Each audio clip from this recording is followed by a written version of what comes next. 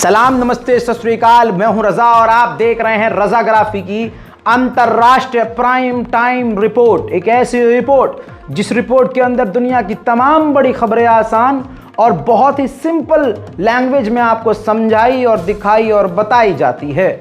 उम्मीद करता हूं कि इस रिपोर्ट को आप पसंद करेंगे और शेयर करेंगे। इस कॉन्सेप्ट को शुरू ही इसलिए किया गया है कि आप जिस तरह से परेशान होते हैं, खासकर घर के वो बुजुर्ग जिनको फ़ोन चलाना नहीं आता है, स्मार्ट टीवी चलाना नहीं आता है, वो बार बार अलग अलग टॉपिक पर क्लिक नहीं कर सकते, तो एक स्पेशल रिपोर्ट हम बनाते हैं जिसके एक क्लिक के ऊपर ही, यानी इस वीडियो पर एक बार क्लिक करके आप अपने दादा दादी, मामा मामी, चाचा चाची, ताऊ, किसी के सामने भी ये वीडियो चलाकर छोड़ देंगे तो 15 से 20 मिनट के अंदर पूरी दुनिया की तमाम बड़ी खबर उनको मिल जाएगी।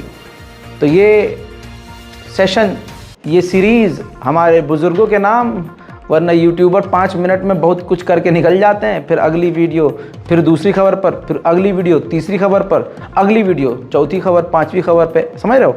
हम क्या करते हैं, हम तमाम बड़ी बड़ी खबरों को एक ही में बता देते हैं। भले ही हमारा नुकसान होता है, मेहनत ज़्यादा लगती है, लेकिन आपकी दुआ से बड़ा सुकून मिलता है। तो दोस्तों, पहली बड़ी खबर ये है, म्यांमार ने भारत में मोटा इन्वेस्टमेंट किया था, बहुत मोटा, और भारत म्यांमार के पोर्ट से, जो कोलकाता का पोर्ट है हमारा, जोड़ना चाहता था। आपकी स्क्रीन पर इस रिपोर्ट को देखिए। उस पूरे शहर पर जो जनता की सेना है उन्होंने कब्जा कर लिया है। म्यांमार में गृह युद्ध की वजह से ड्रीम प्रोजेक्ट भारत का खत्म हो गया, क्योंकि वहां पर जो जनता की सेना है ना, उसने कब्जा कर लिया है। विद्रोही गुटों ने पूरी तरह से इलाके में कब्जा कर लिया है। म्यांमार में हिंसा और गृह युद्ध का सीधा असर भारत का जो प्रोजेक्ट है कालादान परियोजना पूरी तरह से फेल कर दिया है। म्यांमार के वरिष्ठ विपक्षी नेता ने बताया है कि पलेतवा में चल रही एक परियोजना लगभग खत्म हो चुकी है। ऐसा इसलिए हुआ है क्योंकि पलेतवा शहर से जुंटा सरकार का नियंत्रण खत्म हो गया है और ये अराकान सेना के हाथ में चला गया है। उन्होंने कहा कि भारत की इस प्रमुख कनेक्टिविटी परियोजना का उद्देश्य दक्षिण पूर्व एशिया के साथ सड़क और समुद्री संपर्क बढ़ाना था, लेकिन विद्रोहियों के समूह के द्वारा इस पूरे इलाके पर कब्जे के बाद भारत का ये प्रोजेक्ट और इन्वेस्टमेंट पानी में चला गया है। भारत ने इसी वजह से, कल बताया था, म्यांमार के साथ सभी फ्री एग्रीमेंट कैंसिल कर दिए हैं। उधर नॉर्थ कोरिया ने साउथ कोरिया को सबसे बड़ी धमकी देते हुए कहा कि अगर साउथ कोरिया ने फोर्स का इस्तेमाल किया, हमारे खिलाफ जरा सी भी ताकत दिखाने की कोशिश करी, तो मिटा देंगे साउथ कोरिया को। वहीं एक बार फिर से अमेरिका के फ्लोरिडा में एक मिनी जहाज जो है क्रैश हो गया है, जिसमें कई लोगों के मारे जाने की आशंका है।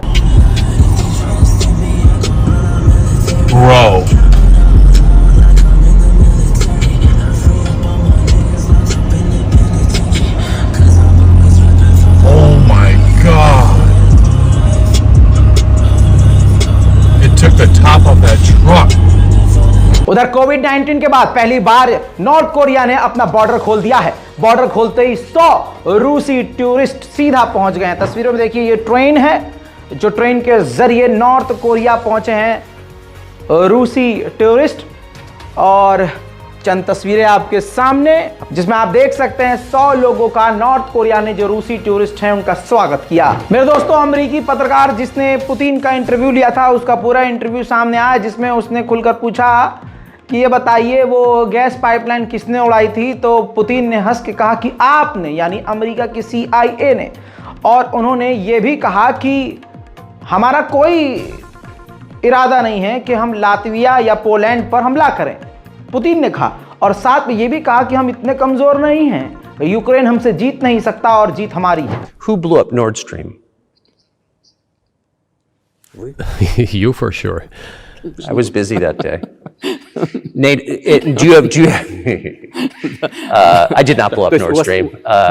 Thank you, though. У вас лично, может быть, есть алиби, у вас лично. You personally may have an alibi, but the CIA has no such alibi. Putin ने इसके अलावा अमेरिकी पत्रकार को जलील करते हुए कहा कि तुम बॉर्डर तुम्हारी प्रॉब्लम है, बॉर्डर इशू तुम्हारे साथ है। मैक्सिको में और अड़ोस पड़ोस में करोड़ों लोग ऐसे हैं, लाखों लोग ऐसे हैं, माइग्रेंट्स हैं जो इलीगल तरीके से घुस रहे हैं। उस पर ध्यान देने के बजाय आप इधर उधर के मुद्दों पर ध्यान देते हो। और अमेरिका एक ऐसा देश है, तुम्हारा एक ऐसा देश है जिस पर $33 ट्रिलियन का कर्जा है, और ऐसे में आपका देश यानी आप हजारों मील दूर यूक्रेन को अंधा पैसा और अंधा हथियार भेज रहे हो। To send regular troops, that would certainly bring humanity to the brink of very serious global conflict. This is obvious. Do the United States need this? What for? Национальной территории. У вас нечем заниматься. Thousands of miles away from your national territory. На границе полно. Проблемы Don't you have anything better to do? с государством. You have issues on the border, issues with migration, issues with the national debt. More than $33 trillion. You have nothing better to do. मेरे दोस्तों, Europe के 4 देशों के बड़े बड़े company और लोगों पर पाबंदी लगाई है। 3 तो यूएई के हैं और एक यूरोप का भी निकल के आया है। पूरी डिटेल नहीं है, लेकिन 4 लोगों पर पाबंदी है क्योंकि वो रूस के ऊपर ऑयल प्राइस कैप जो लगाई थी कि इससे ऊपर रूस का तेल नहीं खरीद सकते, इससे महंगा नहीं खरीद सकते, तो वो चारों जो हैं उससे महंगी कीमत, उससे ज़्यादा कीमत रशिया को दे रहे थे, जिसकी वजह से पाबंदी लग गई। उधर दुनिया के पेट में एक बार फिर से दर्द, रूस ने मिलिट्री सैटेलाइट सक्सेसफुली लॉन्च कर दी है।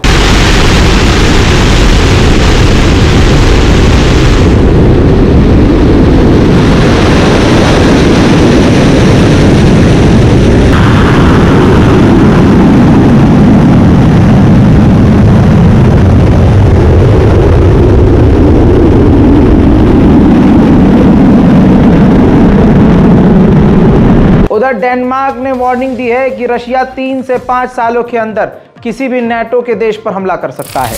मेरे दोस्तों, यूक्रेन के राष्ट्रपति खुद ही एक नंबर का बकलोल नजर आता है। पहले सेनापति को उसने अवार्ड दिया, अवार्ड देने के बाद उसी सेनापति को उसके ही पद से हटा दिया। तो भाई अवार्ड क्यों दिया था? देखिए,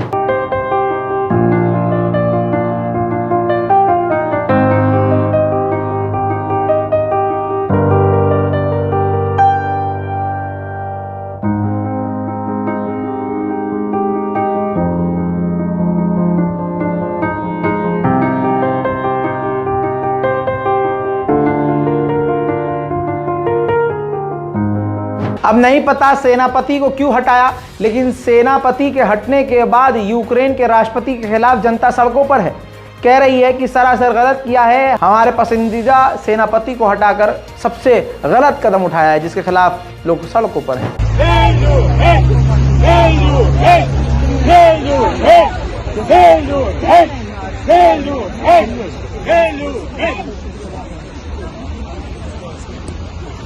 इसके बाद यूक्रेन ने रशिया पर इल्जाम लगाया है कि मैदान जंग में रशिया केमिकल अटैक कर रहा है। यूक्रेन का एक ड्रोन ऑक्यूपाइड डोनेस्क पर पहुंच गया था, जिसका वीडियो खुद यूक्रेन ने जारी किया है।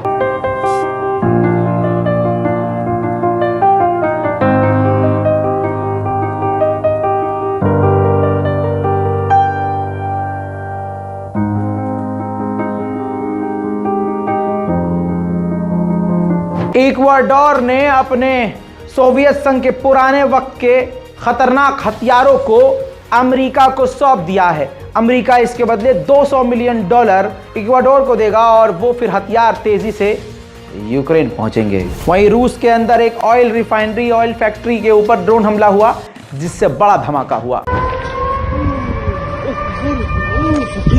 यूक्रेन की नेवी ने कसम खाई है कि क्रीमिया के ब्रिज को इसी साल हम उड़ा देंगे। लगातार हालात रूस और यूक्रेन के बिगड़ रहे हैं। उम्मीद करता हूं आपको अंतरराष्ट्रीय प्राइम टाइम समझ में भी आया होगा और आप ज्यादा से ज्यादा दुआ भी देंगे और इस रिपोर्ट को शेयर भी करेंगे। मैं हूं रजा और आप देख रहे थे रजाग्राफी। जय हिंद।